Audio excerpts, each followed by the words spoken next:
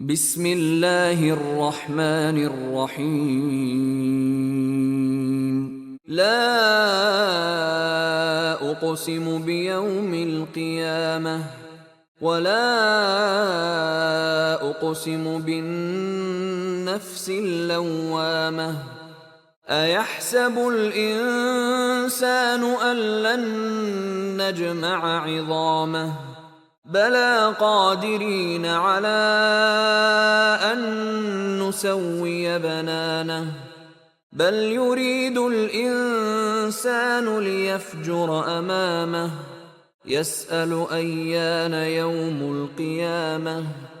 فإذا برق البصر وخسف القمر وجمع الشمس والقمر يقول الإنسان يومئذ أين المفر كلا لا وزر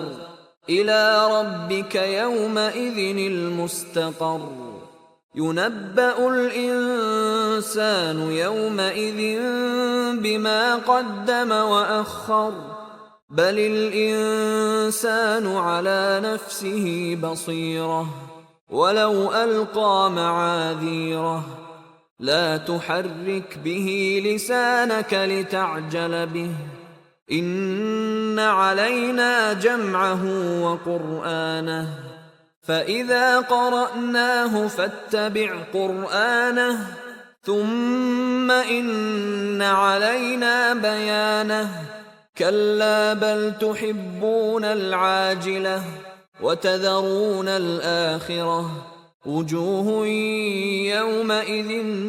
ناظرة إلى ربها ناظرة ووجوه يومئذ باسرة تظن أن يفعل بها فاقرة